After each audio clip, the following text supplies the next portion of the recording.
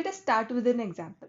ये है हमारी इंग्लिश, प्रॉपर ग्रामर है, प्रॉपर वोकैबुलरी है, सेंटेंस फॉर्मेशन है, सब कुछ है, प्रॉपर है। लेकिन सबने कोई ना कोई ऐसा स्पीकर या राइटर पढ़ा या सुना जरूर होगा जिसको हम घंटों तक सुन सकते हैं, घंटों तक पढ़ सकते हैं। लेकिन क्या आप इसको देख के बता सकते हैं कि ये ब्लैक एंड व्हाइट पिक्चर आपको कहीं ना कहीं बोर करने लग जाएगी आफ्टर सम टाइम? तो to add some colour, to brighten it up और इसको ब्यूटीफुल एकदम एलिगेंट बनाने के लिए हमको यूज करना पड़ेगा थोड़ा personification, simile, hyperbola, irony, oxymoron, metaphors. इस टाइप के जो फिगर्स ऑफ स्पीच होते हैं आज हम उनके बारे में बात करेंगे। कैसे हम हमारी ब्लैक एंड व्हाइट इंग्लिश को कलरफुल, परफेक्ट, एकदम पॉपअप हो जाए, जो कोई भी सुने तो एकदम इंटरेस्ट उसका जाग जाए हमारी इंग्लिश में, हमारी स्पोकन या फिर रिटन इंग्लिश में, वो हम सीखेंगे। तो चलिए स्टार्ट करते हैं। Hi guys, welcome back to the target. में वीडियो पसंद आए तो प्लीज लाइक कर दो अपने दोस्तों के साथ, प्लीज शेयर कर दो, चैनल को सब्सक्राइब करना बिल्कुल मत भूलना। सबसे पहले स्टार्ट करेंगे सिमिली से। सिमिली करता है कंपेयर। किसको कंपेयर करता है? कोई भी दो ऑब्जेक्ट्स को, कि जो डिफरेंट तरीके के होंगे, उन दो ऑब्जेक्ट्स को सिमिली कंपेयर करता है। लेकिन कंपैरिजन होने के लिए कुछ तो सिमिलर होना चाहिए। इसीलिए उन दोनों ऑब्जेक्ट्स में, जो दो डिफरेंट ऑब्जेक्ट्स की हम बात कर रहे हैं, उनमें से एटलीस्ट एक पॉइंट दोनों में कॉमन होना चाहिए, जो जिसको हम कंपेयर कर सके। और जो हमारा सेंटेंस फॉर्मेशन होगा उसमें हम इंट्रोड्यूस करने के लिए, सिमिली इंट्रोड्यूस करने के लिए, कंपैरिजन को इंट्रोड्यूस करने के लिए वर्ड्स जैसे कि लाइक, सो, एज, इस तरीके के वर्ड से हम सिमिली को इंट्रोड्यूस करेंगे। तो चलिए देखते हैं एग्जाम्पल से कैसे हम सिमिली को इंट्रोड्यूस कर सकते हैं। जैसे कि अगर आपका कोई फ्रेंड है तो आप क्या बोलोगे? अगर आप बोलना चाहते हो कि यू आर ब्रेव, तुम बहादुर हो, यू आर ब्रेव, राइट? तो ये एक प्लेन वर्ड है, जैसे कि हमारी ब्लैक एंड व्हाइट बोरिंग सी इंग्लिश है। लेकिन इसी को अगर हम बहुत ही कलरफुल, अट्रैक्टिव और इंटरेस्ट जगा देने वाले इंग्लिश में बोले तो कैसे बोलेंगे? You are as brave as a tiger, you are as brave as a tigress, तुम टाइग्रेस जैसी, जितनी ब्रेव हो, जितनी टाइग्रेस ब्रेव होती है, तुम उतनी ब्रेव हो। तो आपको नहीं लगता कि जो आपका लिसनर है वो ऑटोमेटिकली आपकी तरफ ज्यादा अटेंशन पे करेगा कंपेयर टू अगर आप उसको बोलते यू आर ब्रेव? क्लियर है? तो आपकी जो लैंग्वेज है उसमें इंटरेस्ट जगाने के लिए एक रीडर या फिर लिसनर का हम इस तरीके की कलरफुल इंग्लिश को यूज करते हैं। और जो अच्छे अच्छे स्पीकर्स होते हैं ना, वो हर कोई अच्छी फिगर्स ऑफ स्पीच, राइटर्स जो अच्छे लेवल के राइटर्स होते हैं, अच्छी फिगर्स ऑफ स्पीच को पक्का यूज करते हैं। तो ये जो लेसन है आपके लिए बहुत इंपॉर्टेंट होने वाला है for the life time. They are fighting like cats and dogs. Again यहाँ पे हम क्या बोलना चाह रहे हैं कि वो लोग झगड़ा कर रहे हैं कुत्ते बिल्लियों की तरह। तो हमने जब सिमिली को इंट्रोड्यूस किया, कौन से वर्ड से इंट्रोड्यूस किया? लाइक या फिर एज। तो इस तरीके से हम कंपेयर करते हुए दो ऑब्जेक्ट्स को, जैसे कि वो लोग झगड़ा कर रहे हैं किसके जैसे? कुत्ते बिल्ली की तरह झगड़ा कर रहे हैं। तो दो डिफरेंट ऑब्जेक्ट्स को हम कंबाइन करते हैं, एज, लाइक या फिर एज जैसे वर्ड से कंपेयर करते हैं। उनमें एक चीज होती है कॉमन। और फाइटिंग और कैट्स एंड डॉग में क्या चीज कॉमन है? कि वो लोग भी झगड़ा कर रहे हैं और कुत्ते बिल्ली भी हमेशा फाइट करते रहते हैं। तो दोनों में कॉमन क्या है? फाइट है। Let us see the another example. They are opposite like two sides of a coin. दो कंपोनेंट्स क्या हैं? दो हमारे, वो लोग अपोजिट है किसके जैसे? दो, जो कॉइन के दो साइड्स होते हैं उतने अपोजिट है वो, उनके जैसे अपोजिट है। तो दो हमारे सेंटेंसेस है, दो हमारे पार्ट्स है जिसको हम कंपेयर कर रहे हैं। सिमिली यहाँ पे क्या? To sides of a coin यहाँ पे सिमिली है, जिसको इंट्रोड्यूस किया है हमने लाइक जो वर्ड है उसके द्वारा। क्लियर है? तो ऐसे आपको कंपेयर करना है और ऑटोमेटिकली आपका जो सेंटेंस है वो एक बोरिंग स्ट्रक्चर से एक अट्रैक्टिव और इंटरेस्टिंग स्ट्रक्चर में कन्वर्ट हो जाएगा। Her voice is as smooth as butter. अगर आप खुद ही देखो, अगर मैं आपको बोलूं कि आपकी आवाज बहुत ही स्मूथ है, आपकी आवाज बहुत ही प्यारी है, तो आप कैसा फील करेंगे? और अगर बाद में मैं आपको फिर से बोलूं कि आपकी जो वॉइस है वो एकदम मक्खन जैसी है, मक्खन जैसी स्वीट है या स्मूथ है, तो ऑटोमेटिकली आपको ज्यादा अच्छा लगेगा, क्योंकि आपको भी पता है कि आपकी वॉइस को कंपेयर किससे किया जा रहा है? मक्खन से या फिर बटर से आपको कंपेयर किया जा रहा है। तो ऑटोमेटिकली ये इंटरेस्ट जगा देता है लिसनर या फिर रीडर के माइंड में। नेक्स्ट फिगर्स ऑफ स्पीच है मेटाफर। मेटाफर एक तरीके से सिमिली ही है। ये इम्प्लाइड सिमिली इसको बोला जाता है, लेकिन सिमिली और इसमें एक डिफरेंस होता है। वो डिफरेंस क्या है कि सिमिली में हम उसको कंपेयर करते हैं, जैसे कि लाइक या फिर एज या फिर सो, इस तरीके के वर्ड्स के द्वारा। लेकिन मेटाफर में हम उसको मान लेते हैं कि फॉर ग्रांटेड मान लेते हैं कि दोनों चीजें एक ही है। इसमें कंपेयर करने का कुछ बचा नहीं है, दोनों चीजें एक ही है। जैसे कि हमारा जो एग्जाम्पल था, you are as brave as a tigress, वो सिमिली है। लेकिन अगर मैं मेटाफर उसको बोलूं, अगर उसी सेंटेंस को मैं एज अ मेटाफर बोलूं, तो मैं क्या बोल सकती हूँ कि you are a tigress, you are a tigress. यहाँ पे कंपैरिजन नहीं है, मैंने फॉर ग्रांटेड मान लिया है कि तुम एक टाइग्रेस हो। तो ये डिफरेंस होता है मेटाफर और सिमिली में। मेटाफर के एग्जाम्पल बताती हूँ। मेटाफर, दूसरी बात यह है कि मेटाफर ज्यादातर पोएट्री में, लिटरेचर में, और जब भी आप अपनी इंग्लिश को कलरफुल बनाना चाहते हो आपकी लैंग्वेज को, तब ज्यादातर यूज करते हैं। बट नॉनदलेस आप हमेशा अपनी कॉमन लैंग्वेज में भी फिगर्स ऑफ स्पीच को जब इंट्रोड्यूस करेंगे, आपका जो ऑटोमेटिकली जो आपका तरीका होगा बात करने का, मतलब ऑटोमेटिकली इंटरेस्टिंग हो जाएगा आपके लिसनर्स के लिए। तो कॉन्वर्जेशन भी लोग आपसे ज्यादा अच्छे से करेंगे। तो ये चीज आप ध्यान में रखना। एग्जाम्पल मेटाफर का, जैसे मैंने आपको बताया कि सिमिली में आप करते हैं कंपेयर, लेकिन मेटाफर में हम मान लेते हैं कि दोनों चीजें एक ही है। जैसे कि अगर मैं इसी, ये जो सेंटेंस है, life is a beautiful dream, life एक बहुत ही सुंदर सा ख्वाब है, बहुत ही सुंदर सा सपना है, ये है हमारा मेटाफर। लेकिन अगर ये सिमिली होता, अगर मैं इसको सिमिली में बोलती, तो कैसे बोलती कि life is like a beautiful dream. यहाँ पे लाइक कर देती, लाइक जो है उस वर्ड को इंट्रोड्यूस कर देती और इसमें कंपैरिजन को इंट्रोड्यूस कर देती। क्लियर है? तो ये डिफरेंस होता है मेटाफर और सिमिली में। The clouds are balls of cotton, जो बादल है बॉल्स है, कॉटन की बॉल्स हैं। मान लिया कि वो कॉटन की जो रुई की बॉल्स हैं। ठीक है।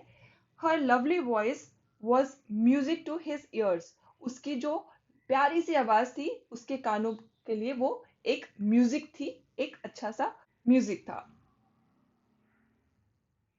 अब बात करते हैं पर्सोनिफिकेशन की। पर्सोनिफिकेशन में, जैसे आपने मेरी फर्स्ट स्लाइड में देखा कि मैंने इंग्लिश को एक लेडी, एक ब्यूटीफुल लेडी के रूप में मान के आपको कंपेयर करके बताया, तो मैंने इंग्लिश का क्या कर दिया था, पर्सोनिफिकेशन एक ब्यूटीफुल लेडी के रूप में। तो पर्सोनिफिकेशन वही होता है कि जब हम एक इनएनिमेट ऑब्जेक्ट, जो कि इट्स नॉट अलाइव, या फिर एक अब्स्ट्रैक्ट नोशन, कोई भी बिलीफ या कोई विचार को एनिमेट कर दे, मतलब उसको वो उसमें लाइफ है ऐसा मान ले, या फिर वो सोच समझने की शक्ति रखता है ऐसा मान ले, एक निर्जीव ऑब्जेक्ट या फिर नोशन को, तो वो हम बोलेंगे पर्सोनिफिकेशन। जैसे कि मैंने इंग्लिश को एक ब्यूटीफुल लेडी के रूप में कंसिडर करके आपको समझाया था। एग्जाम्पल्स देखते हैं कैसे हम पर्सोनिफिकेशन करते हैं कोई भी नोशन, बिलीफ का या फिर ऑब्जेक्ट का। Laughter holds, laughter holding both her sides, laughter hold कर रहा है उसकी दोनों साइड्स को। तो लाफ्टर तो हंसी है ना, वो कैसे होल्ड कर सकता है, अनलेस हम लाफ्टर को पर्सोनिफाई कर दे, हम ये मान ले कि लाफ्टर जिंदा है और वो एक इंसान के रूप में काम कर सकता है, तभी तो वो होल्ड कर पाएगा। क्लियर है? तो हमने लाफ्टर का यहाँ पे क्या कर दिया है, हमने लाफ्टर का कर दिया है यहाँ पे पर्सोनिफिकेशन।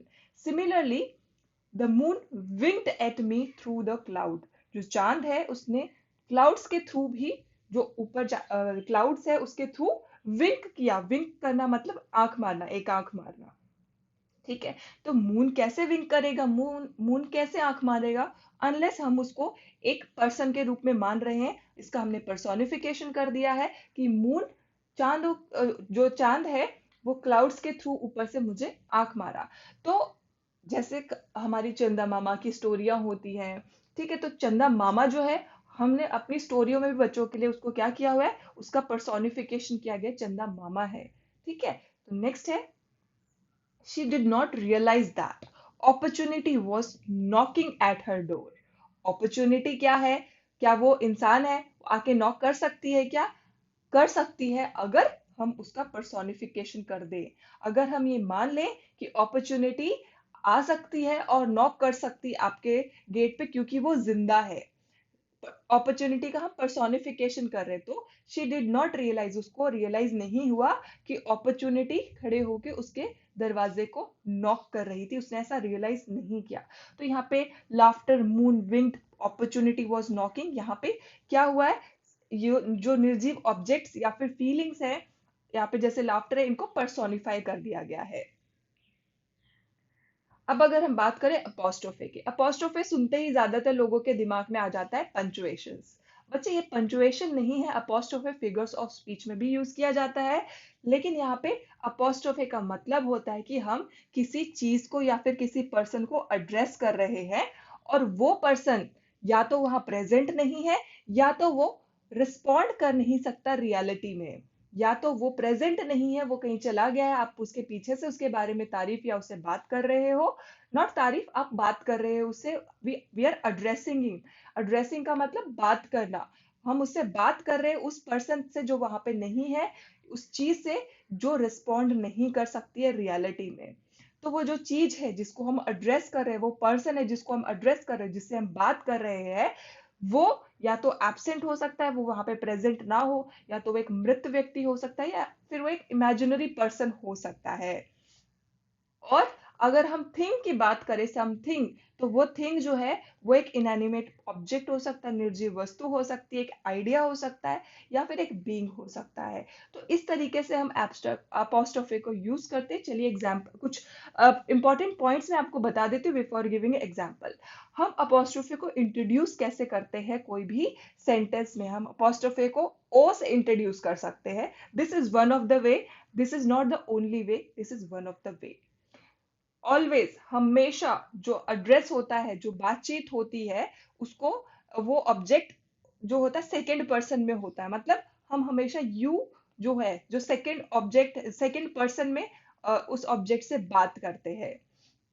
और कभी कभी हम उसको एड्रेस करने के लिए यू को इन्वॉल्व कर सकते हैं, और कभी कभी उसको ओमिट भी कर सकते हैं। तो ये कुछ ऐसे रूल है जो आपको याद रखने होंगे while you are using apostrophe। तो इसी इसी के लिए भी मैं आपको एग्जांपल्स बता देती हूँ।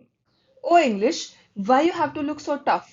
इंग्लिश, तुमको क्यों टफ दिखना होता है? हम किससे बात कर रहे हैं? हम इंग्लिश से बात कर रहे हैं, क्या इंग्लिश हमको रिप्लाई कर सकती है क्या? इसी को बोलते हैं उस पर्सन या ऑब्जेक्ट से बात करना जो हमको रिप्लाई ना दे सके। तो हम इंग्लिश से बात कर रहे हैं कि तुमको क्यों दिखना होता है टफ, तो एक क्वेश्चन पूछ रहे हैं हम इंग्लिश से, तो इसको बोला जाता है apostrophe. Please please clouds, don't rain today. हम में से कई बार लोगों ने यूज किया भी होगा ये, कि हम बाहर निकलते हैं और अगर हम छाता लेके नहीं निकले हैं, तो हम कई बार ऊपर देख के बोलते प्लीज, बारिश का मौसम दिखता है तो हम बोलते प्लीज क्लाउड, आज बारिश मत करना। और पक्का उसी दिन बारिश होती है, सबके साथ होता ही है। तो why do you have to be such a pain math? Again हम किससे बात कर रहे हैं? मैथ से बात कर रहे हैं। तो क्या हमको मैथ रिप्लाई कर सकता है? क्या हमको क्लाउड्स रिप्लाई कर सकते हैं? तो बेसिकली अपोस्ट्रोफे का मतलब होता है कि उन चीजों या उन व्यक्तियों से बात करना जो हमको रिस्पॉन्स नहीं कर सकते, जो हमको रिस्पॉन्स नहीं कर सकते, तो उसको बोला जाता है अपोस्ट्रोफे। हाइपरबोले, हाइपरबोले का मतलब हाइपर, ज्यादा, जो हम कंपेयर नहीं कर सकते। जैसे कि सिमिली में या फिर मेटाफर्स में हम क्या करते हैं, कंपेयर करते हैं दो ऑब्जेक्ट्स को, राइट। सिमिली में तो हम कंपेयर करते हैं, और मेटाफर्स में हम मान लेते हैं कि ऑब्जेक्ट्स और वो सेम चीज है। तो लेकिन इसमें हम हाइपरबोले में कंपैरिजन नहीं करते सिमिली और मेटाफर्स की जगह, बल्कि हम एक्स्ट्रावेगेंट, बढ़ चढ़ के, रिडिकुलसली ओवर स्टेटमेंट्स देखते हैं, जो बड़ी बड़ी ऐसी हाँकते हैं। सिंपल अगर हिंदी में मैं बोलूं तो फेकू जो लोग होते हैं, बड़ी बड़ी फेंकते हैं, उनको बेसिकली हम फिगर्स ऑफ स्पीच में काउंट करते हैं, और उसको बोला जाता है हाइपर बोले। लेकिन जो हमारे आम जो फ्रेंड्स होते हैं, रिश्तेदार होते हैं, वो जो फेंकते हैं, वो एक जनरल सेंस में, पर्सनलाइज्ड मैनर में हम उनको समझते हैं कि वो फेंकते हैं। लेकिन ऐसी कुछ चीजें होती है जो आप बोलते टाइम पे एम्फसाइज करने के लिए, कोई भी चीज के ऊपर एम्फसाइज करने के लिए हाइपरबोले को यूज कर सकते हो, ताकि उसका जो इफेक्ट है वो स्ट्रांगली प्रेजेंट किया जा सके। ठीक है।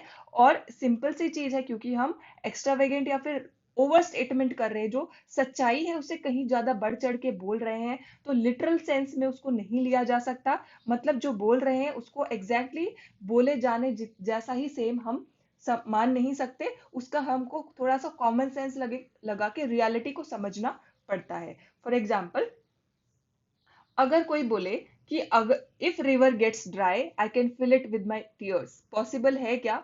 अगर कोई आपको ये बोले कि अगर जो रिवर है वो सूख जाएगी तो मैं मेरे आंसुओं से उसको भर दूंगा, मैं उसको आंसुओं से भर सकता हूँ, इन रियलिटी में ऐसा पॉसिबल नहीं है, तो ये क्या है? ये है ओवर स्टेटमेंट है। ठीक है, ओवर स्टेटमेंट है। बट इस तरीके की जो लैंग्वेज है हम काफी जगह पे रियल लाइफ में भी यूज कर सकते हैं to emphasize on our point. ठीक है, I am so hungry, I I could eat an elephant, यहाँ पे कौन सी फीलिंग को बताने की कोशिश की जा रही है? स्ट्रोंगली।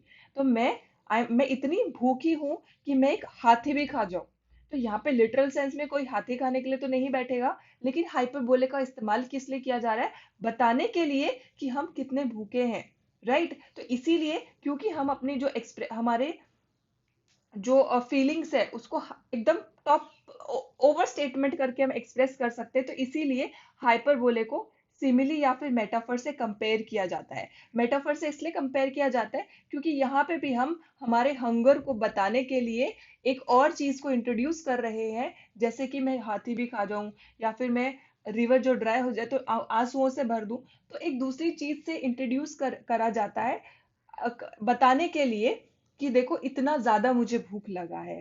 राइट, ओवर स्टेटमेंट है जो कि सच नहीं हो सकता, लेकिन खाली एक्सप्रेशन की डेप्थ बताने के लिए। I have a hundreds of things to do today, मेरे पास हंड्रेड्स ऑफ चीजें हैं आज करने के लिए। किसी के पास इतनी सारी चीजें एक दिन में कोई नहीं कर सकता है, लेकिन सिर्फ इतना बताने के लिए कि मैं आज इतना ज्यादा बिजी हूं कि मैं कुछ और काम नहीं कर सकता हूं, तो इस हाइपरबोले को यहाँ पे इंट्रोड्यूस किया गया है। तो इस तरीके के जो सिंपल सेंटेंसेस हैं आप डेली यूज में भी इस्तेमाल कर सकते हैं।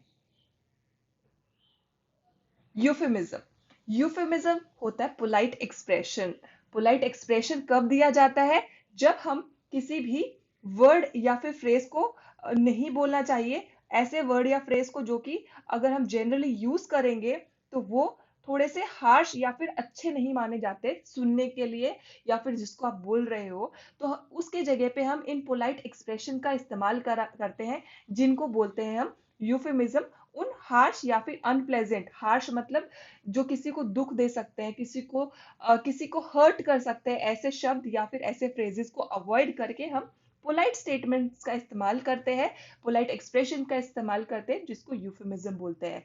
फॉर एग्जाम्पल, अगर किसी की डेथ हो गई है तो आप उसको यूफेमिज्म, डेथ जो है somebody has died, कोई मर गया है, उसके बजाय आप एक यूफेमिज्म इस्तेमाल कर सकते हैं कि डेथ के बजाय आप ये बोलो कि somebody has passed away। वो थोड़ा कम हर्ट करता है, एकदम it is not on the face, एकदम झटका नहीं लगेगा किसी को जो इस बात को सुनेगा, क्योंकि किसी की death is not easy to absorb. तो somebody has passed away, he is no more। तो इस तरीके के जो एक्सप्रेशंस होते हैं यूज आप सब करते हो सेंटेंसेस में, बट आपको पता नहीं है कि आप कौन सा फिगर ऑफ स्पीच को यूज करो, ताकि अगर आपको पता होगा तो आप ज्यादा एफिशिएंटली यूज कर सकते हो ना। तो अब से आपको पता है कि आप जब इस तरीके के हार्श वर्ड्स और फ्रेजेस को रिप्लेस कर रहे हो पोलाइट एक्सप्रेशन से, तो आप यूफेमिज्म का ऑलरेडी इस्तेमाल कर रहे हो, यूफेमिज्म का। ठीक है, जैसे एचआर जो होता है, एचआर मैनेजर्स होते हैं, अगर वो किसी को कंपनी से निकालना चाहते हैं, तो अगर आप वो सीधा बोलें कि that you are fired, you are fired, तुमको निकाला जाता है, तो वो काफी हार्श स्टेटमेंट होता है। अगले जिसको जो एम्प्लॉय है ही will be very very hurt, उसको शॉक भी लग सकता है। तो उसके बजाय उनको क्या बोला जाता है? We are letting you go, या we have to let you go. तो यहाँ पे लेटिंग समवन गो एक यूफेमिज्म है instead of fired. Between the job instead of unemployed, अगर कोई अनएम्प्लॉयड है, अगर कोई आप किसी के घर जाते हो, आप पूछते हो कि किसी से पूछते हो कि बेटा आप क्या कर रहे हो, वो आपको अगर बोले कि अनएम्प्लॉयड है तो बहुत ही हार्श वर्ड है। या फिर आप उसको बोलो कि अच्छा आपका बेटा तो अनएम्प्लॉयड है, तो बहुत ही हार्श वर्ड है, अच्छा वर्ड नहीं है। लेकिन उसके बजाय कैसे हम बात कर सकते हैं, या फिर हम खुद किसी को इंट्रोड्यूस कर सकते हैं कि we are between the jobs, we are between the jobs, मतलब अभी हम जॉब की तलाश कर रहे हैं तो यूफेमिज्म क्या यूज कर सकते हैं, बिटवीन दी जॉब्स। यहाँ पे बात करते हैं एंटीथेसिस की। एंटीथेसिस जिक्सोपोज होता है। जिक्सोपोज का मतलब क्या होता है, साइड बाय साइड रखना। जिक्सोपोज का मतलब है साइड बाय साइड रखना। किसको, दो कॉन्ट्रास्टिंग अपोजिट आइडियाज को साइड बाय साइड रखना, पैरेलली उनको रखना। ठीक है, यूजुअली जो ग्रामेटिकल पैरेलल ग्रामेटिकल स्ट्रक्चर्स होते हैं उसमें रखना। दो कॉन्ट्रडिक्ट, जो कॉन्ट्रडिक्ट करे ऐसी थॉट या फिर ऐसी चीजों को, आइडियाज को रखना कॉन्ट्रडिक्टरी वाले, साइड बाय साइड जिक्सोपॉज बोला जाता है एंटीथेसिस को। एग्जांपल में आपको क्लैरिटी मिल जाएगी अगर कोई डाउट रह गया तो। Man proposes, God disposes. यहाँ पे क्या, दो अपोजिट जो चीजें हैं, क्या, मैन बनाता है, मैन बनाता है, सबमिट करता है, कुछ करता है, और गॉड क्या करता है, उसको तोड़ देता है, उसको हट छोड़ मतलब डिस्पोज कर देता है। तो यहाँ पे दो अपोजिट है, ये ग्रोथ की तरफ जा रहा है अपोजिट, और गॉड क्या कर रहे हैं, उसको डिस्पोज कर रहे हैं। तो दो कॉन्ट्रडिक्टरी आइडियाज को पैरेलली रखना, पैरेलली एक सेंटेंस में रखने को क्या बोलते हैं, एंटीथेसिस। जैसे कि to err is human, to forgive divine. To err मतलब मिस्टेक करना ह्यूमन का काम है, मतलब वो इंसानों से होता है, और उसको माफ कर देना भगवान का काम, डिवाइन का काम होता है। तो दो, एक मिस्टेक करना और एक माफ कर देना, दो पैरेलल जो कॉन्ट्रडिक्टरी चीजें हैं उनको एक साथ में एक सेंटेंस में रखना एंटीथेसिस होता है। Many are called but few are chosen. काफी लोगों को बुलाया जाता है लेकिन कुछ ही लोगों को चूज किया जाता है। अगेन दो अपोजिट चीजों को यहाँ पे एक साथ में रखना एंटीथेसिस होता है। I hope it I made the point clear. अब बात करेंगे ऑक्सीमोरोन की। ऑक्सीमोरोन क्या होते हैं, ये सिमिलर होते हैं, एक तरीके के एंटीथेसिस ही होते हैं। एंटीथेसिस अभी हमने बोला, एंटीथेसिस जिक्सोपॉज होता है, दो कॉन्ट्रडिक्टरी स्टेटमेंट्स या फिर आइडियाज का उनको पैरेलली रखे जाने को बोलते हैं एंटीथेसिस। तो ऑक्सीमोरोन एक तरीके का एंटीथेसिस ही है। ठीक है, और ये कंटेन करता है दो कॉन्ट्रोडिक्टरी वर्ड्स को। ऑक्सीमोरन दो कॉन्ट्रोडिक्टरी वर्ड्स को मतलब कंटेन करता है, रखता है। और किस लिए इसका इस्तेमाल किया जाता है, हम जो ड्रामेटिक इफेक्ट देने के लिए, एकदम जो आपने ड्रामा देखा होगा, मूवीज देखी होंगी, आपका कोई फ्रेंड एकदम ड्रामेटिक कोई आपको स्टेटमेंट आके बोले, तो ड्रामेटिक इफेक्ट्स देने के लिए ऑक्सीमोरन का यूज किया जाता है। फ्लेवर स्पीच में, जब एक बहुत ही अच्छा स्पीकर है, जिसको जो भी आप जिसको पसंद करते हो, जब कभी ध्यान से देखना, तो वो ऑक्सीमोरन काफी यूज करेंगे अपने स्पीच में, फ्लेवर ऐड करने के लिए या फिर एंटरटेनमेंट के लिए। जो काफी लोग जो फन स्टेटमेंट्स देते हैं जिसपे आपको हंसी आती है, तो एंटरटेनमेंट देने के लिए भी ऑक्सीमोरन का इस्तेमाल किया जाता है। Let us see the example. जैसे कि ऑक्सीमोरन, मैंने क्या बोला, अपोजिट वर्ड्स को रखना। ग्रोइंग स्मॉलर, अगर कोई ग्रो कर रहा है तो क्या वो छोटा होगा, ग्रो मतलब तो ग्रोथ अपवर्ड होगा ना। कोई भी एजुकेशन में ग्रोथ है, आप स्कूल से कॉलेज जा रहे हो, कॉलेज से स्कूल तो नहीं आ सकते, तो ग्रोइंग स्मॉलर, स्मॉलर क्या है, ऑक्सीमोरन है यहाँ पे। ओरिजिनल कॉपी, अगर ये ओरिजिनल है तो कॉपी कैसे है, और अगर ये कॉपी है तो ओरिजिनल कैसे हो सकता है। तो दो कॉन्ट्रडिक्टरी वर्ड्स को साथ में रखना। स्मॉल क्राउड, क्राउड तो बड़ा होता है ना, ज्यादा लोगों को कंटेन करने वाला। स्मॉल है तो क्राउड कैसे है, और अगर क्राउड है तो स्मॉल कैसे है। Again it's an oxymoron. A joke is an extremely serious issue. यहाँ पे जोक क्या है, एक्सट्रीमली सीरियस इशू है यहाँ पे। जैसे कि मैंने आपको बोला, दो कॉन्ट्रोडिक्टरी वर्ड्स को यहाँ पे आइडियाज भी हो सकते हैं। जैसे कि जोक क्या है, आपको मालूम है जोक क्या होता है, जिसपे सबको हंसी आती है, तो वो एक सीरियस इशू कैसे हो सकता है। तो ये यहाँ पे क्या है, ऑक्सीमोरन का इस्तेमाल किया गया है। Modern dancing is so old fashion, अगर ये मॉडर्न डांसिंग है तो ओल्ड फैशन कैसे हो गई, और अगर ओल्ड फैशन है तो मॉडर्न डांसिंग कैसे हो गई। तो ये सारे तरीके क्या है किसी भी चीज को प्रेजेंट करने के, ये ऑक्सीमोरॉन्स है। तो ये आप अपनी डेली यूज लैंग्वेज में भी यूज कर सकते हैं। एपिग्राम, एपिग्राम होती हैं छोटी छोटी स्टेटमेंट्स, जो कि विटी स्टेटमेंट्स, जिनको जो हो सकती है, विटी का मतलब हो फनी या फिर ह्यूमरस स्टेटमेंट। ये होती है टिपिकली एंड एक पंच लाइन से, या फिर एक सटारिस्टिकल ट्विस्ट इसमें दिया जाता है क्योंकि ये फनी स्टेटमेंट्स है, तो एंड में ऐसा पंच दिया जाएगा जिससे आपको हंसी आ जाए। और इनको ज्यादातर एक रिदमिक टोन में यूज किया जाता है, खाना पीना उठना सोना आना जाना, ऐसा रिदमिक स्टाइल में इसको यूज किया जाता है। और अपोजिट या फिर कॉन्ट्रोडिक्टरी स्टेटमेंट्स इसमें दी जाएंगी ताकि आपको लास्ट में जो ह्यूमरस ट्विस्ट दिया जाए उसको डेवलप करने के लिए। तो ये छोटी स्टेटमेंट जो कि विटी स्टेटमेंट होती है, इनको बोला जाता है epigram. Let me give you some examples. I am not young enough to know everything.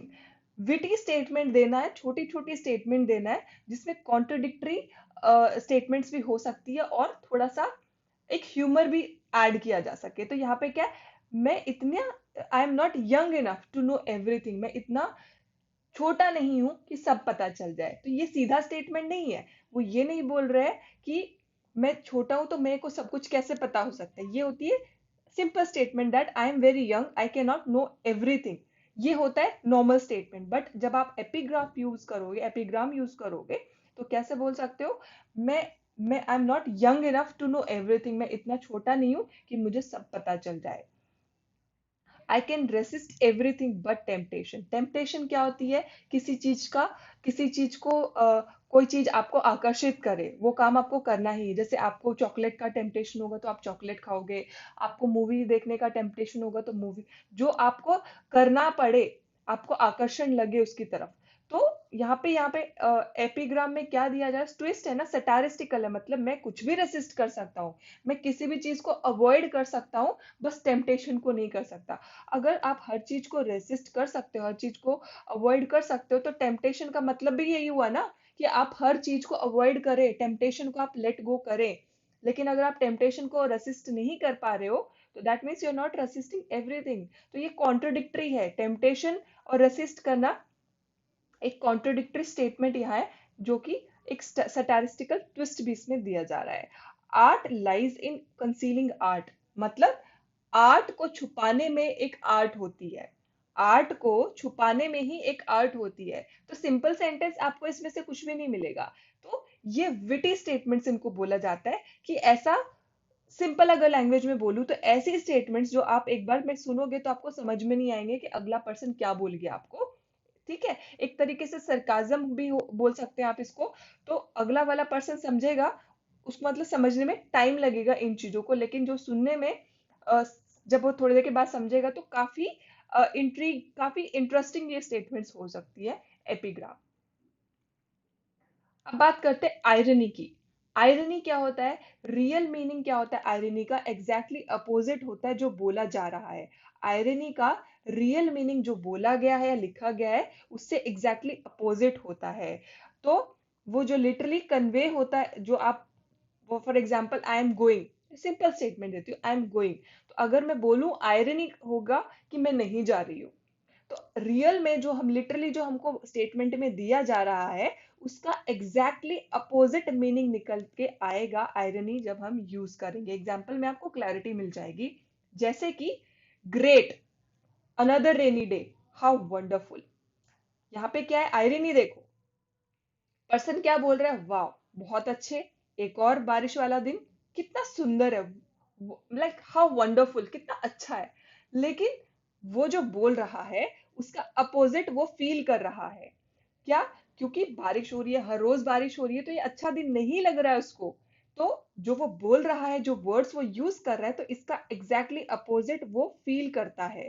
तो इसको क्या बोलेंगे, वर्बल आयरनी, जब वो बोल रहा है और कुछ अपोजिट, और जो वो फील कर रहा है वो दूसरा है। जैसे कि the police station gets robbed.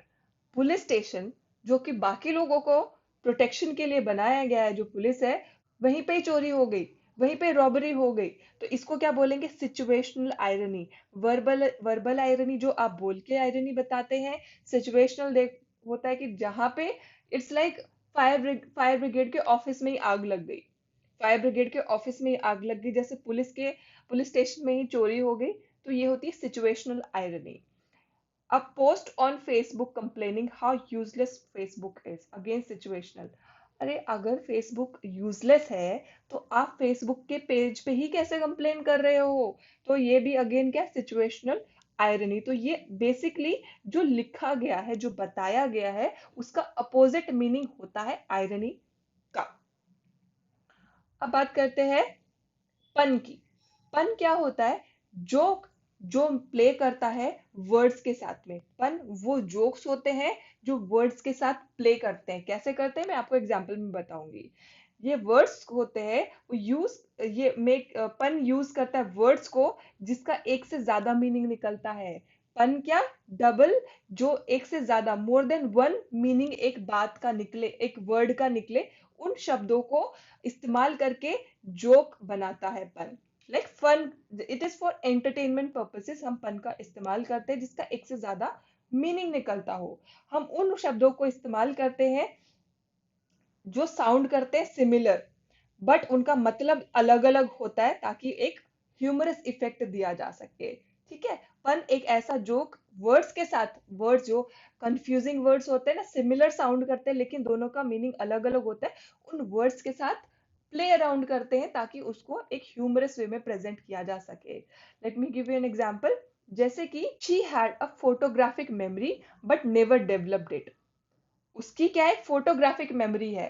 Photographic memory का मतलब जो एक बार देख लिया वो कभी ना भूले, बट नेवर डेवलप्ड इट। यहाँ पे वर्ड्स के साथ खेला जा रहा है। ठीक है? सरकाजम भी अगेन अगेन आपको यहाँ दिखेगा कि उसकी ऐसी मेमोरी है कि जो एक बार देख ले वो कभी ना भूले, पर वो कभी डेवलप ही नहीं हुई। मतलब डेवलप ही नहीं हुई, मतलब उसको कुछ याद नहीं रहता है। तो ये एक पन है यहाँ पे, एक फन के वे में किसी का मजाक बनाना, लेकिन ऐसे तरीके से कि जो जिसका बना रहे हो उसको समझने में काफी देर लग जाए। I was struggling to find out how lightning works but then it struck me.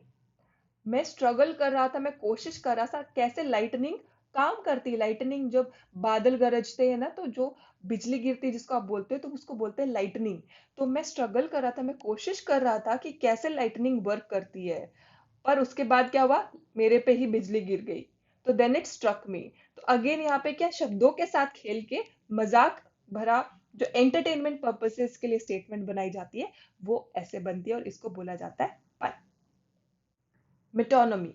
Metonymy use करता है लिंक्ड टर्म्स को। लिंक टर्म्स को यूज करता है ताकि वो कुछ कॉन्सेप्ट या फिर ऑब्जेक्ट को आइडेंटिफाई कर सके, उसको उसको रिप्रेजेंट कर सके। उनको बोला जाता है metonymy.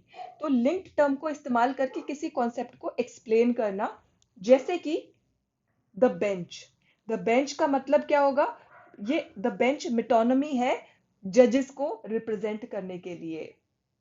The crown. The crown metonymy है किंग को रिप्रेजेंट करने के लिए। तो ये जो लिंक्ड टर्म्स है, ये दूसरे कॉन्सेप्ट या फिर चीजों को रिप्रेजेंट करते हैं। ठीक है? उनके लिए स्टैंड करते हैं। क्राउन बोलेंगे मतलब किंग है, द बेंच बोलेंगे मतलब जजेस है, या फिर द राइटिंग स्वॉर्ड, लिखने वाला तलवार। तो राइटिंग स्वॉर्ड क्या होता है? पेन को आप रिप्रेजेंट करते हो। तो इनको क्या बोलते हैं? इन इन टर्म्स को, जो लिंकिंग टर्म्स होती है, रिप्रेजेंट करती है इन कॉन्सेप्ट्स को, इनको बोलेंगे मेटोनमी। सिनकदोष। सिनकदोष ऑड वर्ड्स होते हैं, कुछ ऐसे ऑड वर्ड्स होते हैं, अटपटे अजीब से वर्ड्स होते हैं जो कि क्या करते हैं, सिंपली उनको यूज किया जाता है ताकि वो एक होल को रिप्रेजेंट कर सके। मतलब काफी सारे, मान लीजिए, चीजें हैं, उसमें से एक पार्ट को लेके हम इसको बोलेंगे सिनिक दोष, जो एक ऑड वर्ड से हम उसको रिप्रेजेंट करेंगे, और उस वो ये जो सिनिक दोष है ये रिप्रेजेंट कर रहा होगा इस होल पार्ट को। या फिर हम इस होल पार्ट को इस्तेमाल करेंगे बताने के लिए इस छोटे से पार्ट के लिए। तो एग्जाम्पल में आपको क्लैरिटी मिल जाएगी। तो बेसिकली ये एक ऑड वर्ड होता है जो यूज किया जाता है पूरे चीज, एक बड़े पार्ट को एक्सप्लेन करने के लिए, या फिर एक बड़े पार्ट को इस्तेमाल किया जाएगा एक छोटे पार्ट को एक्सप्लेन करने के लिए। एग्जाम्पल में आपको क्लैरिटी मिल जाएगी। जैसे कि मैंने आपको बोला, एक पार्ट को यूज किया जाता है ताकि जो होल जो चीज है, मैटर है, उसको एक्सप्लेन किया जा सके। जैसे कि all the best brains in India are trying to make the vaccine. यहाँ पे देखो, पार्ट है, यहाँ पे एक पार्ट को इस्तेमाल किया जा रहा है कि ब्रेन्स, जो अगर हम बोले all the best brains in India are trying to make the vaccine, तो यहाँ पे जो ब्रेन्स है वो क्या एक्सप्लेन कर, ऐसा तो नहीं है ब्रेन अपने आप चल के जा रहा है, अपने आप काम कर रहा है, तो ये सभी लोगों को रिप्रेजेंट कर रहा है। ऑल जो कम्युनिटी है, जो लैब्स में काम करती है, साइंटिस्ट कम्युनिटी है, ये उसको रिप्रेजेंट कर रहा है। तो ये जो बेस्ट ब्रेन्स जिसको बोला जा रहा है, इसका मतलब है सारे के सारे साइंटिस्ट या फिर जो भी उस फील्ड में काम कर रहे वैक्सीन को डेवलप करने के लिए, ये ब्रेन्स, ओनली जो ब्रेन्स है, बेस्ट ब्रेन्स, उसको रिप्रेजेंट कर रहा है। She has many mouths to feed. ये क्या है? ऐसा तो नहीं है सिर्फ माउथ है, वो पूरा पर्सन है ना, उसके पास काफी सारे लोग हैं, उसके पास ऐसी रिस्पॉन्सिबिलिटी है, उसकी फैमिली है, उनको उसको फीड करना होता है, उसको खाने पीने का ध्यान, मतलब वो डिपेंडेंट है उसके ऊपर। तो यहाँ पे क्या है? माउथ्स, ब्रेन, ये क्या एक पार्ट है जो रिप्रेजेंट कर रहे हैं सभी साइंटिस्ट लोगों को या फिर पूरे फैमिली मेंबर्स को। तो ये एक पार्ट है, तो ये ब्रेन से और माउथ से क्या सिनिक दोष है, और ये क्या ऑड वर्ड्स इसलिए क्योंकि यहाँ पे सिर्फ माउथ है, सिर्फ ब्रेन्स है, तो इस तरीके से। या फिर she is always on the wheels, वो हमेशा व्हील्स पे रहती है, इसका मतलब ये थोड़ी वो टायर पे बैठी रहती है हमेशा। तो she is always on the wheel का मतलब वो हमेशा कार में रहती है, ट्रैवल करती रहती है, राइट। तो यहाँ पे व्हील्स यहाँ पे ऑड वर्ड है, सिनोनिम दोष है, जो रिप्रेजेंट कर रहा है कार को।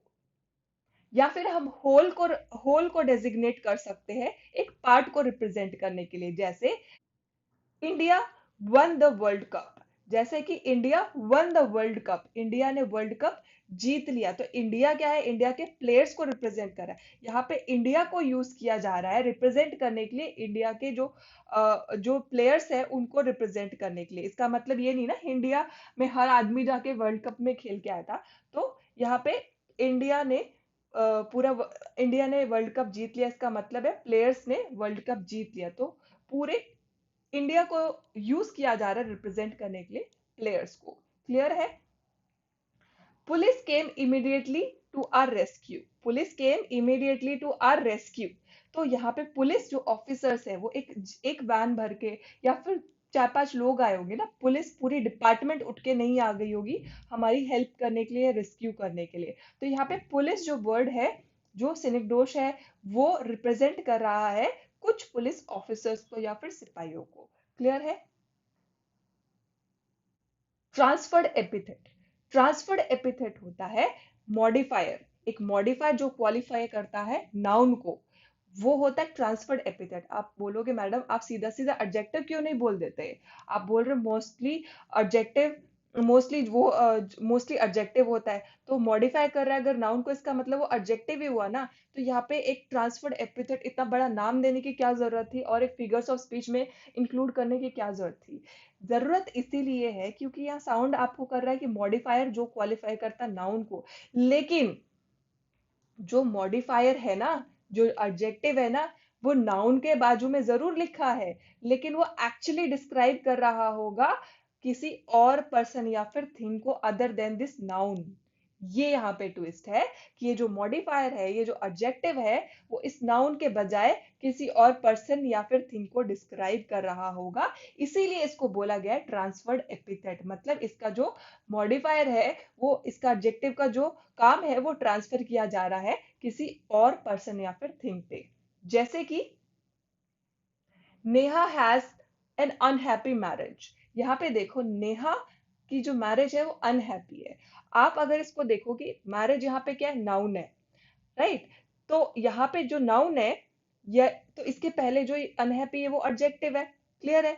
लेकिन आप अगर इस सेंटेंस को ध्यान से देखो तो मैरिज क्या है? वो इमोशन नहीं रख सकती, राइट। मैरिज जो है वो इमोशन नहीं रख सकती, तो वो अनहैप्पी नहीं हो सकती है। अनहैप्पी कौन है? नेहा है यहाँ पे।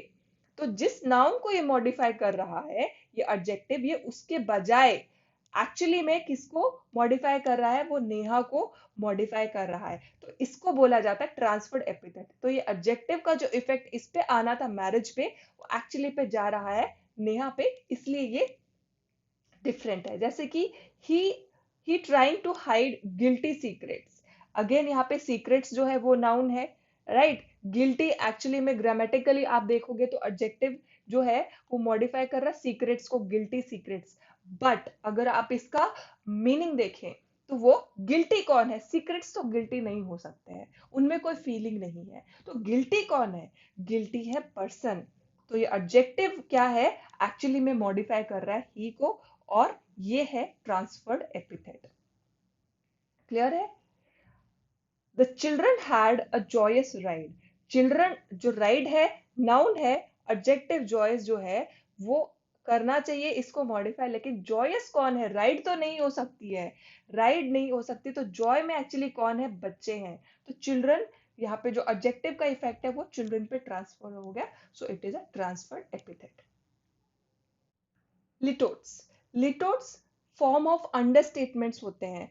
फॉर्म ऑफ अंडरस्टेटमेंट आपने फॉर्म ऑफ ओवरस्टेटमेंट कहाँ पढ़े थे? अभी आपको एक फिगर ऑफ स्पीच आपको बताया है, वो था हाइपरबोले, जिसमें आप जो रियलिटी है उससे ओवर जाके बोलते हैं, रिडिकुलसली ओवर स्टेटमेंट देते हैं। लिटोट्स क्या करता है? अंडरस्टेटमेंट देता है, और जो सेंटिमेंट्स होते हैं उसको एक्सप्रेस करता है by negating the contrary. Opposite चीजों को बताना आयरनी होती है, तो आयरनी को भी नेगेट करते हुए एक्सप्रेस करता है सेंटिमेंट्स को ironically by negating the contrary, right. और वो क्या करता है? जो सीधी सीधी बात है उसको छोड़ के जो स्टेटमेंट सही नहीं है वो स्टेटमेंट देता है जो स्टेटमेंट सही नहीं है। अगर वो स्टेटमेंट हमेशा दे रहा है जो सही नहीं है, इसका मतलब हमेशा आपका नेगेटिव स्टेटमेंट वहां पे एक्सप्रेस किया जाएगा लिटोट्स में। फॉर एग्जाम्पल, यहाँ पे क्या है? जैसे मैंने आपको बोला नेगेटिव स्टेटमेंट दिया जाएगा, तो हमेशा litotes must contain a negative statement, जो कि क्या होगा? फ्रेज होगा, और कोई भी पार्ट होगा सुपरलेटिव का, एक्सट्रीम एंड में होगा, बट अंडर स्टेटमेंट अपो लाइक वो हायर साइड में नहीं होगा, लाई डाउन करने के लिए, उसको पेसिफाई करने के लिए नेगेटिव साइड में डाउनवर्ड उसका टोन होगा, ठीक है। जैसे कि इट्स नॉट रॉकेट साइंस। अगर कोई भी चीज है जो टफ है, तो आप, कोई भी लोग बोलते हैं ना, आप भी बोलते होगे बच्चों को कि मैथ्स है, रॉकेट साइंस थोड़ी है। इसका मतलब आप जो चीज नहीं है, जो चीज नहीं है उसको नेगेट करते हुए आप बात करेंगे कि ये तो बहुत सिंपल है। सीधा आप बोल सकते हो कि ये सिंपल है, उसके बजाय आप उसका अपोजिट बोलोगे और उसमें एक नेगेटिव स्टेटमेंट को ऐड करोगे। Negating, you are going to add a statement and tell it is not true, कि ये रॉकेट साइंस नहीं है, राइट। जैसे कि my cooking isn't terrible, exactly मेरी जो कुकिंग है, आप सीधा नहीं बोल रहे हो कि मेरी कुकिंग अच्छी है, बल्कि जो उसका आयरनी पार्ट है, जो उसका अपोजिट पार्ट है, उसको आप नेगेट करते हो, अपोजिट को भी नेगेट करते हुए बताते हो कि मेरी कुकिंग टेरिबल भी नहीं है, मेरी कुकिंग बुरी भी नहीं है। आप सीधा बोल सकते हो मेरी कुकिंग अच्छी है, बट यहाँ पे क्या होता है? लिटोट्स में आप बोलते हो मेरी कुकिंग बुरी भी नहीं है, मेरी कुकिंग इतनी भी बुरी नहीं है। After all she wasn't a bad dancer. After all, आप सीधा नहीं बोल रहे हो कि she was a good dancer. यहाँ पे हम नेगेटिव स्टेटमेंट को ऊपर से ज्यादातर सॉर्ट ऑफ सुपरलेटिव फ्रेजेस को डालते, बैड डांसर नहीं है वो। आफ्टर ऑल, आखिरकार वो एक बुरी डांसर भी नहीं, she is not a bad dancer, she wasn't, वो एक बुरी डांसर भी नहीं थी, राइट। तो ये होता है इस्तेमाल लिटोट्स का। इंटेरोगेशन, जैसे कि नाम में ही आपको पता चल गया होगा, it is something related to questioning. Questioning इस्तेमाल की जाती है यहाँ पे राइटिंग में, और उसको रेटोरिटिकल इफेक्ट देने के लिए हम इस्तेमाल करते हैं फिगर ऑफ स्पीच इंटेरोगेशन को। मतलब आपने देखा होगा हर एक राइटर का एक स्टाइल होता है, एक तरीका होता है लिखने का, तो अपना एक स्टाइलिश इफेक्ट देने के लिए हम इंटेरोगेशन फिगर ऑफ स्पीच का इस्तेमाल करते हैं, राइट। और ये सिर्फ ऐसे क्वेश्चन नहीं होते जिसका आंसर हमको चाहिए। जैसे मैंने आपको बोला, स्टाइलिश इफेक्ट देने के लिए, एक स्टाइलिश इफेक्ट देने के लिए हम इसको इस्तेमाल करते हैं, और हम नहीं चाहते कि उसका आंसर हमको मिले, बस क्वेश्चन पूछना है और एक स्टाइल बनाना है, राइट। और हमको ये किस लिए इस्तेमाल करना है? एक तो स्टाइल बनाने के लिए, क्वेश्चन का आंसर हमको नहीं चाहिए, और एक इफेक्ट देने के लिए, कोई भी इफेक्ट, कोई भी पॉइंट को मोर इफेक्टिवली हमको प्रेजेंट करना है, तो हम इंटेरोगेशन का इस्तेमाल करते हैं। फॉर एग्जाम्पल, इसके आंसर हमको नहीं चाहिए, ये बात ध्यान में रखो। जैसे कि आपकी मम्मी आपको कितनी बार पूछ लेती होगी कि मैं तुम्हें बेवकूफ लगती हूँ, राइट। तो मम्मी, आप हाँ बोल सकते हो क्या? नहीं ना। तो मम्मी आपको चाहते भी नहीं कि आंसर दो, बस वो क्वेश्चन पूछती हैं, वो आपसे इंटेरोगेशन पूछ करती हैं। तो उन क्वेश्चंस का आंसर कभी मत देना, किसी दिन दिया ना, हाँ बोला, तो झापड़ पड़ेगा अच्छे से। तो नेवर आंसर सच क्वेश्चंस। तो जैसे कि do I look idiot to you for helping you all day long, क्या मैं तुमको बेवकूफ लगती हूँ जो मैं तुमको पूरे दिन हेल्प करती हूँ? ये क्वेश्चन है स्टाइल ऐड करने के लिए, इनके आंसर्स नहीं चाहिए होते हैं कभी भी, ठीक है। Do I look like her assistant, क्या मैं तुमको उसकी असिस्टेंट लगती हूँ? आप कभी घर में बोलते हो, घर में या कहीं पे भी बोलते हो, कोई आपको काम बता दे, ऐसा काम जो आपका नहीं है, तो आप क्या बोलते हो? क्या मैं तुम्हारी नौकर लगती हूँ, या मैं तुम्हारी हेल्पर लगती हूँ, तो मैं तुमको असिस्टेंट लगती हूँ, मैं तुम्हारी मैनेजर लगती हूँ? तो ऐसे आप बोल सकते हैं। तो इन क्वेश्चंस के आंसर कभी नहीं चाहिए हम लोगों को। तो ये होते, am I looking fat in this dress? Never ever answer this question, guys. Especially guys, never answer this question if your girlfriend, wife, or any lady in your life is asking this question. Never ever answer in yes. Mostly आप चाहे yes बोलो चाहे no बोलो, आप फंसोगे दोनों ही जगह। But ये वो इस स्टाइल का इस्तेमाल करते हैं, तो समझ जाइए वो फिगर ऑफ स्पीच का इस्तेमाल कर रहे हैं आपके ऊपर, और वो है इंटेरोगेशन, राइट। एक्सक्लेमेशन, जैसे कि नाम ही आपको बता देता है कि इवन जब ये पंचुएशन मार्क्स में यूज करते हैं एक्सक्लेमेशन, तो हमेशा ये, या फिर सेंटेंसेस में, तो हमेशा एक स्ट्रॉन्ग इमोशन को बयान करता है एक्सक्लेमेशन। तो सिमिलर चीज भी ये फिगर्स ऑफ स्पीच में भी करता है। ये काम करता है ड्रॉ करने का स्पेशल अटेंशन कोई एक पर्टिकुलर पॉइंट पे, और वो पॉइंट एक नॉर्मल स्टेटमेंट के बजाय वहां पे हम एक प्रॉपर जो हमारा आइडिया या फिर इमोशन होगा, वो वर्ड्स या फिर एक्सप्रेशन के द्वारा हम एक स्ट्रॉन्ग इमोशन को एक्सप्रेस करने की कोशिश करेंगे। कैसे करेंगे? Late us see the example. Thank you, I did not expect this. Thank you, तुम्हारा शुक्र है, तुम्हारा शुक्रिया, पर मैंने ये जो काम हुआ है ये मैंने एक्सपेक्ट नहीं किया था। मतलब यहाँ पे जो भावना है शुक्रिया अदा अदा करने की, थैंक यू बोलने की, वो एक स्ट्रॉन्ग एक्सपेक्टेशन है, और उसके साथ ये भी बताया जा रहा है कि जो तुमने किया है ये मैंने एक्सपेक्ट नहीं किया था। तो स्ट्रॉन्ग इमोशंस को एक्सप्रेस करने के लिए, wow, wow you look beautiful in this dress, तो अगेन एम्फसाइज करने के लिए वाव, उसका जो फीलिंग है एक्साइटमेंट या हैप्पीनेस का, कि तुम इस ये जो ड्रेस है इसमें बहुत ही ब्यूटीफुल लग रहे हो। What the hell are you doing there? तुम वहां पे क्या कर रहे हो? तो एक्सप्रेस किया जा रहा है पर्टिकुलर एक्सप्रेशन, जो कि यहाँ पे गुस्से का हो सकता है। बात करेंगे क्लाइमेक्स की। क्लाइमेक्स आप सब लोगों ने सुना होगा, मूवीज में, थिएटर में काफी यूज किया जाता है क्लाइमेक्स इस वर्ड को। एक्चुअली होता क्या है, इवन जब आप मूवी या थिएटर्स की बात कर रहे हैं, इवन क्लाइमेक्स आपकी स्टोरीज में भी होता है। तो होता एग्जैक्टली क्या है क्लाइमेक्स में, उसको क्यों क्लाइमेक्स बोला जाता है? यहाँ पे एक सक्सेसिव वर्ड्स या फिर फ्रेजेस या फिर सेंटेंस होते हैं, एक के बाद एक के बाद एक के बाद, और जैसे शुरू से आखिर तक कैसे अरेंज किया जाता है, पहले कम इंपॉर्टेंट, फिर ज्यादा इंपॉर्टेंट, फिर ज्यादा इंपॉर्टेंट, और लास्ट में सबसे ज्यादा इंपॉर्टेंस का जो अरेंजमेंट है, असेंडिंग ऑर्डर में इसको अरेंज किया जाता है सक्सेसिव वर्ड, फ्रेजेस या फिर सेंटेंसेस को, ताकि जो इफेक्ट है किसका, एक्साइटमेंट का, एंटिसिपेशन, कि इसके बाद क्या होगा, अब इसके बाद क्या होगा, अब इसके बाद क्या होगा, तो ये क्लाइमेक्स वो एंटिसिपेशन और एक्साइटमेंट को बढ़ाने का काम करता है। और क्लाइमेक्स में क्या होता है, एकदम असेंडिंग ऑर्डर में जो अरेंजमेंट किया जाता है वर्ड, फ्रेजेस का और सेंटेंस का, उसकी जो इंपॉर्टेंस के हिसाब से उसको अरेंज किया जाता है। Let us see the examples. If she thinks that's bad, it gets worse. अगर उसको लगता है कि ये बुरा है, तो अब ये और बेकार होने वाला है, एकदम बेकार होने वाला है। तो असेंडिंग ऑर्डर में है ना, कि अगर उसको बुरा लग रहा है तो ये बहुत ज्यादा बुरा होने वाला है, मतलब एकदम खराब होने वाला है। तो असेंडिंग ऑर्डर में जो वर्ड्स या फिर फ्रेजेस को अरेंज किया जाता है उसकी इंपॉर्टेंस के हिसाब से, या फिर उसका जो पिच है उसके हिसाब से। Out of the frying pan and into the fire, आप देखो फ्राइंग पैन ज्यादा डेंजरस है या फिर फायर? ऑब्वियसली फ्राई पैन के ज्यादा क्वांटिटी या फिर ज्यादा बड़ा हो सकता है फायर। तो एक फ्राई पैन से निकल के फायर में गिरना, तो अगेन ये क्लाइमेक्स इस तरीके से यूज किया जा सकता है।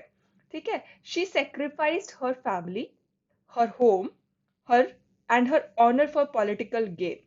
अब यहाँ पे देखो क्लाइमेक्स क्या है, कि पहले उसने अपनी फैमिली जो एकदम, इट्स नॉट इम्पोर्टेंस के हिसाब से, यहाँ पे आप देखो फैमिली छोटा है, फिर पूरा घर जो उसका इंटीमेट फैमिली उसको छोड़ के बाकी घर, और उसका इज्जत, उसका जो ऑनर था वो भी उसने, जो अहम होता है वो भी उसने सेक्रीफाइस कर दिया उसके पॉलिटिकल गेन्स के लिए। तो सबसे ज्यादा किसी के लिए भी जो सेल्फ रिस्पेक्ट होती है, ऑनर होता है, वो होता है, उसके बाद आता है घर, और उसके बाद आता है फैमिली। तो उसने जो असेंडिंग ऑर्डर में जो चीजें थी उनको सेक्रीफाइस कर दिया पॉलिटिकल गेन्स के लिए। क्लाइमेक्स है तो एंटी क्लाइमेक्स भी होना चाहिए। एंटी क्लाइमेक्स में अपोजिट होता है क्लाइमेक्स में जो होता है असेंडिंग ऑर्डर में, और एंटी क्लाइमेक्स में उसका टोटली अपोजिट होता है।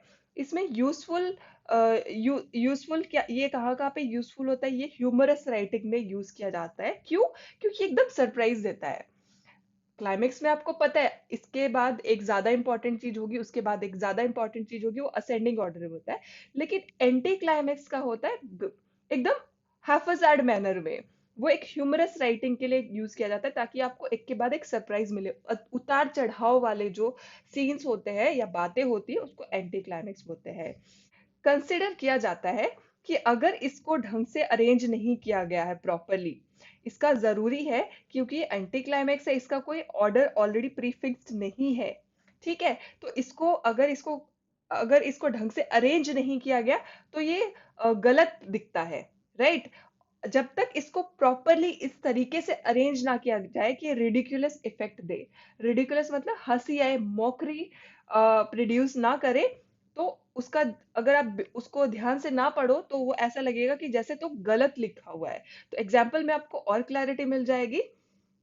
जैसे कि दो टाइप के एंटी क्लाइमेक्स होते हैं। पहला होता है, फर्स्ट टाइप है जिसमें वर्ड्स को अरेंज किया जाता है डिसेंडिंग इंपॉर्टेंस पे, जैसे कि अपोजिट ऑफ क्लाइमेक्स है। तो अपोजिट मतलब क्लाइमेक्स में असेंडिंग ऑर्डर में होते हैं, तो इसमें डिसेंडिंग ऑर्डर में वर्ड्स को अरेंज किया जाता है। कैसे? That she lost her family, her job and her dress. सबसे ज्यादा इंपॉर्टेंट इसमें आपको क्या लग रहा है? इंपॉर्टेंट है फैमिली, उसके बाद आती है जॉब, और उसके बाद आती है ड्रेस। तो ये अपोजिट है क्लाइमेक्स के मुकाबले, इंपॉर्टेंस इसमें घटती जाती है। It is it is good for the country, for the city and for us. तो सबसे बड़ा कंट्री है, उसके बाद सिटी है, और उसके बाद हम हैं। तो पहला टाइप है एंटी क्लाइमेक्स का, कि अपोजिट ऑर्डर में चलता है ऑफ क्लाइमेक्स। सेकेंड टाइप है कि वर्ड अरेंज किए जाते हैं order of ascending with sudden shift to backward unimportant, मतलब हाफिजार्ड मैनर में, जो कि मैंने आपको स्टार्टिंग में बताया था कि इंपॉर्टेंट होगा, फिर नॉट सो इंपॉर्टेंट होगा, फिर इंपॉर्टेंट होगा, नॉट सो इंपॉर्टेंट, तो हाफिजार्ड मैनर में। और अगर ये अच्छे फ्लो में अरेंज नहीं किए गए हैं तो ये ऐसा लगेगा जैसे गलत लिख दिए गए हैं। तो ये बहुत इंपॉर्टेंट है, अगर आप ये वाला पैटर्न अपनाते हैं तो अच्छे से आप इनको अरेंज किया जाए। जैसे कि for example, she sacrifice her family, her house, her pain for political gain. अभी देखो, एक असेंडिंग ऑर्डर में क्या था, उसने सेक्रीफाइस क्या किया, फैमिली को किया, उसके घर को किया, और बाद में पेन को भी घुमा दिया, सेक्रीफाइस किया। तो ये क्या है? फैमिली, उसके बाद हाउस, एंड देन एकदम से डाउन क्या है? Pain, which is not so important for political gain.